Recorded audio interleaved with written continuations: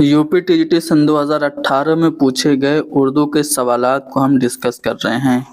पिछली दो वीडियोस में कुछ अहम सवालात हल किए जा चुके हैं।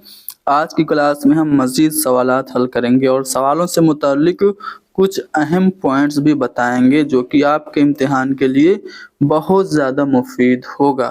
तो चलिए शुरू करते हैं। देखिए, एक सवाल ग्रामर का यहाँ पे पूछा गया है, सही इमला। इसमें से कायदा की सही इमला क्या है? तो जो सी वाला ऑप्शन होगा वो करेक्ट होगा। इसमें एक्सप्लेनेशन के लिए कुछ नहीं है। आगे बढ़ते हैं अगले सवाल पे। इसमें क्या पूछा जा रहा है कि बागे दरा की जो पहली नज्म है वो कौन सी है? देखिए, बागे दरा ये क्या है? तो ये अल्लामा इकबाल का शेरी मजमुआ है। अल्लामा इकबाल की बात करें तो इनके 4 शेरी मजमुए हैं। इनका जो पहला शेरी मजमुआ है वो है बागे दरा, ठीक है। और इसमें जो पहली नज्म है उसका नाम हिमालय है, यानी कि पहला वाला ऑप्शन करेक्ट होगा। अल्लामा इकबाल का जो दूसरा शेरी मजमुआ है वो है बाले जिब्रील, जो कि 1935 ईस्वी में शाये हुआ था। तीसरा है ज़रबे कलीम और चौथा है अरमुगाने हिजाज। अरमुगाने हिजाज इनका एक ऐसा शेरी मजमुआ है जो आधा उर्दू और आधा फारसी में है। देखिए, बागे दरा की पहली नज्म आप लोगों से पूछ दी है तो मैं आपको यहाँ पे इनके जो चारों शेरी मजमुए हैं, बागे दरा, बाले जिब्रील, ज़रबे कलीम और अरमुगाने हिजाज, इनकी अहम अहम नज़में कौन सी हैं मैं बता रहा हूँ, ध्यान से सुनिएगा। बागे दरा की पहली नज्म हिमालय है। इसके अलावा मिर्ज़ा गालिब, शमा व परवाना, सर सैयद की लौहे तुरबत, तस्वीरे दर्द, नाले फिराक। नाले फिराक जो इन्होंने नज्म लिखी थी अपने उस्ताद प्रोफेसर अर्नोल्ड की याद में लिखी थी। इसके अलावा तराने हिंदी, हिंदुस्तानी बच्चों का कौमी गीत, तलबा अलीगढ़ के नाम, शिकवा, जवाब शिकवा, शमा व शायर, तुलुए इस्लाम, खिजरे रा, ये सभी नज़में बागे दरा में शामिल हैं। दूसरा जो इनका शेरी मजमुआ है बाले जिब्रील, उसकी अहम नज़म दुआ है, मस्जिद कुर्तुबा है, हस्पानिया है, लेनिन खुदा के हुजूर में है, ज़ौक शौक है, लाले सहरा, साकी नामा, जिब्रील व इबलीस और इबलीस की अर्ज़े गुदाश्त, ये सब बाले जिब्रील में शामिल नज़में हैं। ज़रबे कलीम में शामिल नज़मों में हिंदी मुसलमान, मक्का और जिनेवा, सुल्तान टीपू की वसीयत, आज़ादी निसवा, शुआए उम्मीद अहम है। शुआए उम्मीद कौन से शेरी मजमूए में शामिल है?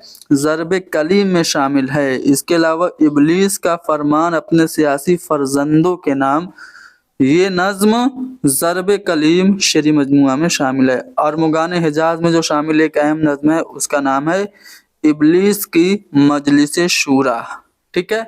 चलिए, अल्लामा इकबाल से मुताल्लिक कुछ और अहम बातें मैं आपको बता देता हूँ, सुनिएगा। सबसे पहले ये कब और कहाँ पैदा हुए पूछा जाता है।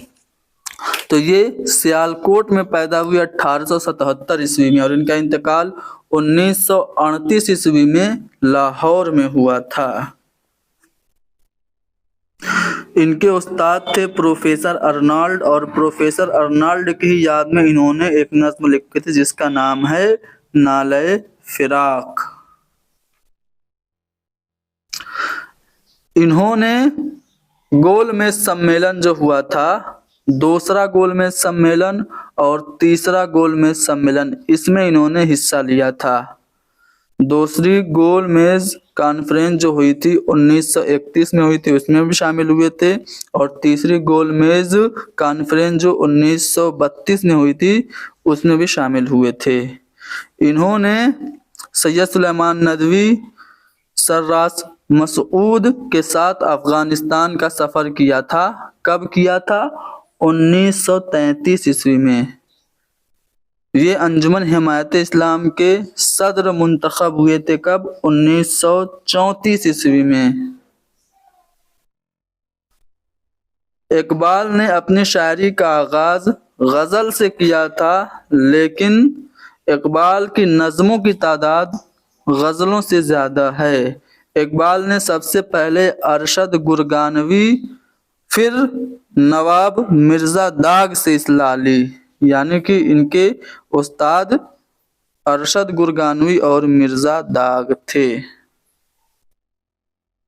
اور مرزا داغ سے انہوں نے بذریعہ ڈاک اصلاح لی تھی۔ آگے بڑھتے ہیں اور اقبال کے بارے میں کچھ اور اہم باتیں بتاتے ہیں۔ ان سے متعلق جو اقوال ہیں وہ دھیان سے سنیے گا، کیونکہ پوچھا جاتا ہے کہ اقبال کی نظموں کا شباب اقبال کی غزلوں کی شراب میں ڈوبا ہوا ہے، یہ جو قول ہے کس کا ہے؟ تو رشید احمد صدیقی کا ہے۔ پوچھا جاتا ہے کہ حالی ماضی کے، اکبر حال کے اور اقبال مستقبل کے شاعر ہیں، یہ کس کا قول ہے؟ تو یہ بھی رشید احمد صدیقی کا ہے۔ اقبال غالب کے فرزند مانوی ہیں، یہ کس کا قول ہے؟ تو مالک رام کا ہے۔ اقبال کے روپ میں غالب نے دوبارہ جنم لیا، یہ سر عبد القادر کا قول ہے۔ عبد الماجد دریابادی نے علامہ اقبال کو امام العصر کہا ہے، ٹھیک ہے۔ میر آزاد بلگرامی نے اقبال کو حسان الہند کہا ہے۔ اختر رائے پوری نے اقبال کو فاسسٹ شاعر کہا ہے، اور خواجہ حسن نظامی لکھتے ہیں کہ اقبال مجھ کو ٹیگور اور شیکسپیئر سے کئی فٹ اونچا نظر آتا ہے۔ تو یہ سب علامہ اقبال کے بارے میں آراء اور خیالات تھیں۔ آگے بڑھتے ہیں اور مزید سوالات دیکھتے ہیں۔ اختر انصاری کا مجموعہ کلام ہے نغمہ روح، کس سن میں شائع ہوا تھا؟ تو ان کا پہلا مجموعہ کلام ہے نغمہ روح، 1932 عیسوی میں شائع ہوا تھا۔ ان کی جو اور اہم تصانیف ہیں وہ آپ دیکھ سکتے ہیں۔ نغمہ روح کے علاوہ اندھی دنیا اور دوسرے افسانے، ناز اور دوسرے افسانے، آبگین، آفادی ادب، خونی اور دوسرے افسانے، خوناب، خندہ سحر، روح اثر، لو ایک قصہ سنو، یہ زندگی اور دوسرے افسانے، غزل اور دروس غزل، یہ اہم ہے۔ غزل اور دروس غزل یہ کس کی ہے؟ تو اختر انصاری کی تنقید کی کتاب ہے۔ اس کے علاوہ انہوں نے ایک کتاب لکھی غزل کی سرگزشت، یہ آپ لوگوں کو یاد رکھنا ہے، اختر انصاری کی کتاب ہے۔ اور اگر آپ سے پوچھے گدھے کی سرگزشت ناول کس کا ہے تو وہ کرشن چندر کا ہوگا۔ تو اختر انصاری کا مجموعہ کلام نغمہ روح 1932 عیسوی میں شائع ہوا تھا۔ مثنوی من لگن، اس کا جو موضوع ہے وہ کیا ہے؟ تو مسلک صوفیہ کے اسرار کا بیان مثنوی من لگن میں ہے۔ اب سوال یہ پیدا ہوتا ہے کہ مثنوی من لگن کے خالق کون ہیں؟ تو یہ مثنوی محمود بحری کی ہے، ٹھیک ہے۔ اس کا موضوع کیا ہے؟ مسلک صوفیہ کے اسرار کا بیان ہے۔ چلیے آگے بڑھتے ہیں اگلے سوال پہ۔ بات کرنے میں رقیبوں سے ابھی ٹوٹ گیا، دل بھی شاید اسی بد عہد کا پیما ہوگا، اس شعر میں کون سی صنعت کا استعمال ہوا ہے؟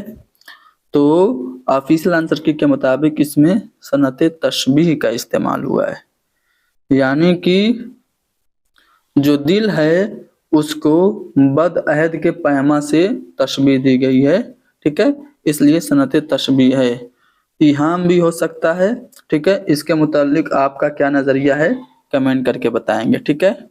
آگے بڑھتے ہیں کوشچن نمبر نیکسٹ پہ، کوشچن نمبر 46 پہ کہ ہندوستان میں لفظ اردو سب سے پہلے کس بادشاہ نے استعمال کیا تھا؟ دیکھیے اردو کی آغاز و ارتقاء سے متعلق مختلف نظریات ہیں، وہ تو آپ سب جانتے ہی ہیں، لیکن تزک بابری نام کی ایک کتاب بابر نے لکھی تھی جو ان کی خود نوشت تھی، اس میں بابر نے سب سے پہلے لفظ اردو کا استعمال کیا تھا۔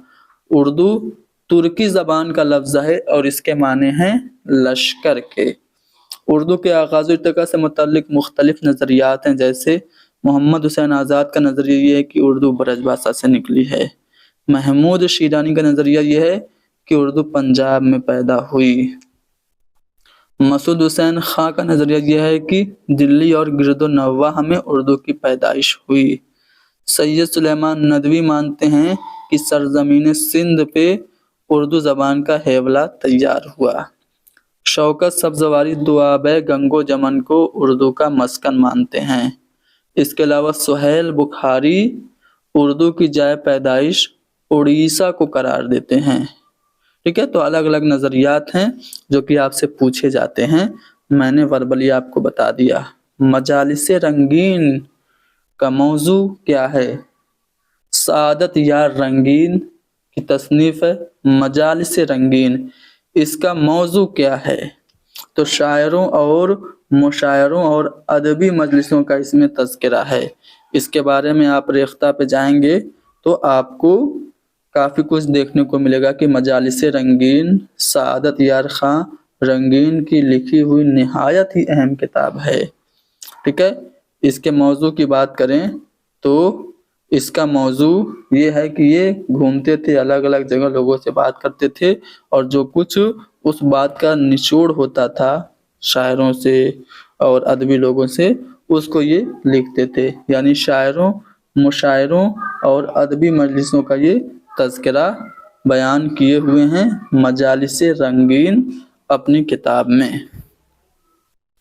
کوشچن نمبر 48، سادگی، جوش اور اصلیت، ان تین چیزوں کو شعر کی خوبی قرار دیا ہے کس نے اور کس کتاب میں؟ تو سبھی کو پتا ہے شعر کی خوبی سادگی، جوش اور اصلیت قرار دیا ہے خواجہ الطاف حسین حالی نے۔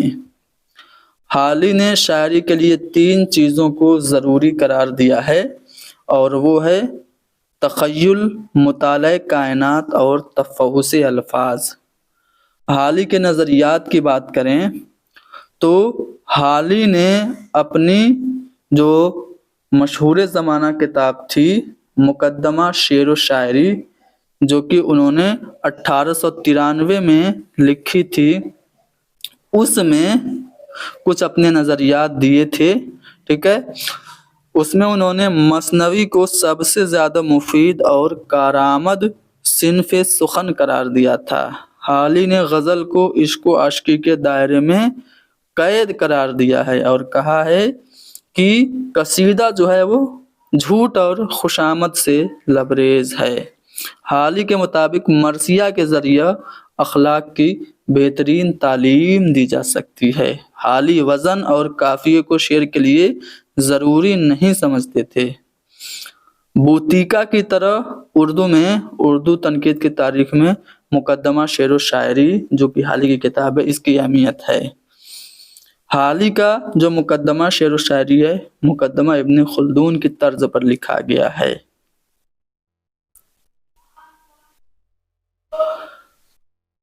حالی کے یہاں مبالغہ سے خالی ہونا شیفتہ کا اثر ہے اور نیچرل شاعری سر سید کی اثر کی وجہ سے ہے۔ مقدمہ شعر و شاعری کے جواب میں مسعود حسن رضوی ادیب نے ایک کتاب لکھی تھی، اس کا نام تھا ہماری شاعری۔ اردو شاعری پہ ایک نظر کس کی کتاب ہے؟ کلیم الدین احمد کی ہے۔ شعر العجم شبلی نعمانی کی تنقیدی کتاب ہے۔ چونکہ بات حالی کی آ گئی ہے تو حالی سے متعلق بہت سارے سوالات آپ لوگوں سے پوچھے جاتے ہیں۔ تو اردو کا برنارڈ شاہ ان کو کہا جاتا ہے۔ پہلے ان کا تخلص خستہ ہوا کرتا تھا، پھر غالب کے مشورے سے انہوں نے حالی اپنا تخلص کر لیا۔ 1837 عیسوی میں پانی پت میں یہ پیدا ہوئے تھے اور پانی پت میں ہی ان کا انتقال ہوا سن 1914 عیسوی میں۔ حالی نے ایک کتاب لکھی تھی جو مجالس النساء کے نام سے۔ یہ کتاب لاہور میں مڈل جماعت کے طالبات کے لیے لکھی گئی تھی۔ یہ اصلاحی اور اخلاقیات کی کتاب تھی۔ اس پر ان کو کرنل ہالرائڈ نے ان کو 400 रुपये का इनाम दिलवाया था लॉर्ड ब्रूक से कह के। ठीक है, इनकी तसानीफ की बात करें तो इनकी तसानीफ में रिसाला मंतिक, मौलूद शरीफ, तिरयाक मसमूम, शवाहिदुल इल्हाम, उसूल फ़ारसी, इल्म तबक़ातुल अमराज, ये सब शुरुआती दौर की इनकी तसानीफ हैं। इनकी जो मुसद्दस है, मुसद्दस हाली, जिसको मुसद्दस मद्दु जज़र इस्लाम के नाम से भी जाना जाता है, 1879 में ये लिखी गई थी। इसका मौजू जो है वो इस्लाम और मुसलमानों का उरूज व ज़वाल है। ये इन्होंने सर सैयद की फरमाइश पे लिखी थी और सर सैयद को इस बात का बहुत नाज भी था। वो कहते थे कि महशर में जब खुदा पूछेगा कि दुनिया से क्या लाए हो, तो मैं कहूँगा कि हाली से मुसद्दस लिखवाई है। हाली ने उर्दू में सवानेह निगारी का बाकायदा आगाज़ किया। सबसे पहले इन्होंने 1886 में शेख सादी सिराजी की सवानेह हयात लिखी थी, हयात सादी के नाम से, जो 2 हिस्सों पे मुश्तमिल थी। पहले हिस्से में शेख सादी के हालात ज़िंदगी और दूसरे हिस्से में उनके कलाम पे तबसरा था। फिर इसी तरह 1897 में मिर्ज़ा गालिब की इन्होंने सवानेह हयात लिखी। ठीक है, रशीद हसन खां लिखते हैं कि मुकद्दमा शेर व शायरी की तरह यादगार गालिब को भी अपने मौजू पर बुनियादी किताब की हैसियत हासिल है। इसके बाद इन्होंने हयात जावेद लिखी, जो कि सर सैयद अहमद ख़ान की सवानेह हयात थी। पूछा जाता है कि हयात जावेद किसकी सवानेह हयात है? सर सैयद अहमद ख़ान की सवानेह हयात है। इस किताब को शिबली ने मुदल्लल मद्दाही और किताबुल मनाकिब करार दिया है। हाली ने अंजुमन पंजाब लाहौर के मुशायरों के लिए 4 नज़में लिखी थी, पूछी जाती हैं। ठीक है, पहली जो इन्होंने नज़्म लिखी थी वो बरखारुत थी, 1874 में पढ़ी थी। उसी साल निशाते उम्मीद, फिर हुब्बे वतन और फिर मनाज़रे रहमो इंसाफ, ये 4 नज़में हाली ने अंजुमन पंजाब लाहौर के मुशायरों में पढ़ी थी। इनकी और भी दीगर नज़में हैं, जिनमें कलमतुल हक, मुनाजात बेवा, हुकूक़े औलाद, शिकवे हिंद और चुप की दाद, तअस्सुब इंसाफ, कौम की पासदारी, मुसलमान की तालीम, जमा मर्दी का काम, ये सब भी नज़में हाली की हैं। हाली ने मरसिया गालिब भी लिखा था, गालिब का मरसिया 1869 में, जो कि तरकीब बंद में है। हाली के तनकीदी नज़रियात अभी मैंने आपको बताए थे। हाली के बारे में भी कुछ बातें कही गई हैं। मौलवी अब्दुल हक ने मुकद्दमा शेर व शायरी, जो हाली की किताब है, जिसमें उन्होंने सादगी, जोश और असलियत को शेर की खूबी करार दिया है, इस किताब के बारे में मौलवी अब्दुल हक ने ये कहा कि ये पहला नमूना है। प्रोफेसर आले अहमद सरूर ने मुकद्दमा शेर व शायरी को उर्दू शायरी का पहला मंशूर करार दिया है। अबुल सिद्दीकी ये लिखते हैं कि मुकद्दमा शेर व शायरी तनकीद में अपनी मिसाल आप है। शौकत सब्ज़वारी कहते हैं कि हाली हमारी शायरी के मुजद्दिद और तनकीद के मुजतहिद हैं। इसके अलावा मिर्ज़ा गालिब का एक कौल इनके बारे में काफ़ी ज़्यादा मशहूर है। कहते हैं कि अगरचे मैं किसी को फ़िक्र शेर की सलाह नहीं देता, मगर तुम्हारी निस्बत मेरा ख्याल है कि अगर तुम शेर न कहोगे तो अपनी तबीयत पर सख्त जुल्म करोगे। आले अहमद सरूर इनके बारे में कहते हैं कि हाली से पहले हमारी शायरी दिल वालों की थी। हाली ने मुकद्दमा शेर व शायरी के ज़रिए इसे ज़हन दिया। 20वीं सदी की तनकीद हाली की इसी ज़हनी क़ियादत के सहारे अभी तक चल रही है। कलीमुद्दीन अहमद इनके बारे में लिखते हैं कि तनकीद के बानी थे। अपने ज़माने में, अपने माहौल में, अपने हुदूद में हाली ने जो कुछ किया वो बहुत काबिल तारीफ़ है, और वो उर्दू तनकीद के बानी थे और उर्दू के बेहतरीन नक्काद थे। لیکن کلیم الدین احمد کا ایک اور قول ان کے بارے میں ہے کہ خیالات ماخوذ، واقفیت محدود، نظر سطحی، فہم و ادراک معمولی، غور و فکر ناکافی، تمیز ادنا، دماغ و شخصیت اوسط، یہ تھی حالی کی کل کائنات۔ پھر کلیم الدین احمد ان کے بارے میں کہتے ہیں کہ حالی کی اہمیت تاریخی ہے، شاعر کی حیثیت سے بھی اور نقاد کی حیثیت سے بھی، اور یہ اہمیت ہمیشہ باقی رہے گی۔ پھر کلیم الدین احمد کہتے ہیں کہ حالی پرانی تنقید سے الگ ہو کر نئی تنقید کی ابتدا کرتے ہیں، جبکہ شبلی پرانی اور نئی تنقید کے بیچ معلق نظر آتے ہیں۔ رام بابو سکسینہ مسدس حالی کو ایک الہامی کتاب مانتے ہیں، اور رام بابو سکسینہ لکھتے ہیں کہ مسدس حالی ایک تارہ ہے جو اردو شاعری کے افق پر طلوع ہوا۔ کلام حالی میں کلام سعدی جیسی مکمل عکاسی پائی جاتی ہے، یہ فراق گورکھ پوری نے کہا۔ فراق گورکھ پوری نے کہا کہ سعدی ہمارے لیے تھے اور حالی ہم سب سے ہیں۔ مجنوں گورکھ پوری نے حالی کو اردو کا ڈرائیڈن کہا ہے۔ رشید احمد صدیقی کہتے ہیں کہ حالی نے سلطنت مغلیہ کے زوال پر اسلام اور اسلامیوں کا ماتم کیا، اکبر نے طنز و ظرافت سے کام لیا اور اقبال نے نعرہ جنگ بلند کیا۔ تو یہ سب اقوال آپ نے حالی کے بارے میں سن لیے۔ آگے بڑھتے ہیں اگلے سوال پہ۔ میرے نغمے کس شاعر کا مجموعہ کلام ہے؟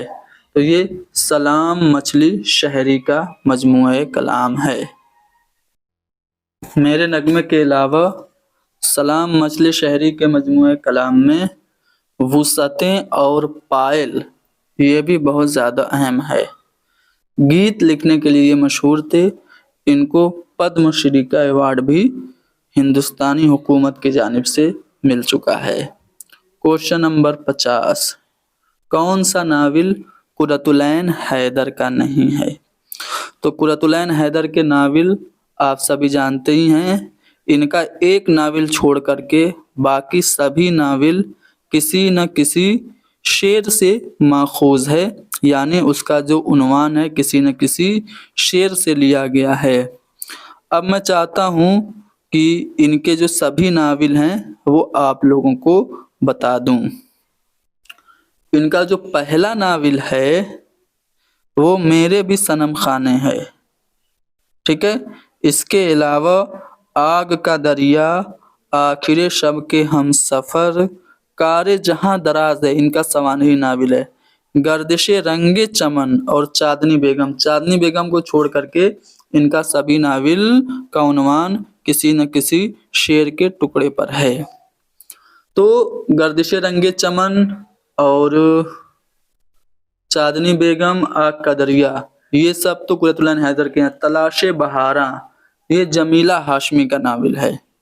اچھا، قرۃ العین حیدر کے اور بھی تو کارنامے ہیں، جیسے ان کا ناول ہے سیتا ہرن، چائے کے باغ، ہاؤسنگ سوسائٹی، اگلے جنم موہے بٹیا نہ کیجو، دل ربا، یہ سب ان کے ناول ہیں۔ ان کا رپورتاج بہت زیادہ مشہور ہے، کوہ دماوند ان کے رپورتاج کا مجموعہ ہے، ٹھیک ہے۔ ستمبر کا چاند، یہ آپ کا BPSC نے پوچھا تھا، یہ ان کا ستمبر کا چاند یہ ان کا رپورتاج ہے۔ ان کے افسانوی مجموعوں کی بات کریں تو افسانوی مجموعوں میں ستاروں سے آگے ان کا پہلا افسانوی مجموعہ ہے۔ اس کے علاوہ شیشے کے گھر، پتجھڑ کی آواز، روشنی کی رفتار، جگنوؤں کی دنیا، قندیل چین، یہ سب ان کا افسانوی مجموعہ ہے۔ اب ایک پوائنٹ میں نے چھوڑا، آگ کا دریا، یہ ان کا سب سے زیادہ مقبول، سب سے زیادہ مشہور ناول ہے۔ 1959 میں یہ شائع ہوا تھا۔ یہ جو ناول ہے اس کا جو عنوان ہے جگر مراد آبادی کے ایک شعر کے ایک مصرے کے ٹکڑے پہ لیا گیا ہے۔ شعر کیا ہے کہ یہ عشق نہیں آساں، بس اتنا سمجھ لیجئے، ایک آگ کا دریا ہے اور ڈوب کے جانا ہے۔ اس ناول میں آپ کو TS ایلیٹ کے اشعار بھی शुरुआती दौर में देखने को मिलते हैं। नाविल आग का दरिया में शऊर गिरह तकनीक का इस्तेमाल किया गया है। शमसुर रहमान फारूकी के मुताबिक नाविल आग का दरिया 30% शायरी और 70% नस्र है। आग का दरिया का अंग्रेजी में तर्जुमा खुद कुर्रतुल ऐन हैदर ने द रिवर ऑफ फायर के नाम से किया था। नाविल आग का दरिया की कहानी का आगाज अब से 2500 साल पहले की हिंदुस्तानी तहजीब के दौर से होता है, जो श्रावस्ती, पाटलिपुत्र, सरसब्ज़ हुई और तकसीम हिंद के वाक़यात के तारीखी और तहजीबी पस मंज़र में हिंदुस्तानी तहजीब की को पेश करती हुई ख़त्म हुई। यानी कि ये 2500 साल की तारीख पर मबनी है नाविल आग का दरिया। लेकिन अगर आपसे ये पूछे कि इनमें से कौन सा नाविल कुर्रतुल ऐन हैदर का नहीं है, तो वो जमीला हाशमी का तलाशे बहारा ये कुर्रतुल ऐन हैदर का नहीं है। तो आज के लिए इतना ही बस। और भी मज़ीद सवालात हम अगली क्लास में हल करेंगे। क्लास को लाइक कीजिए, शेयर कीजिए, हैदरी स्टडी पॉइंट को सब्सक्राइब कीजिए। Thank you very much.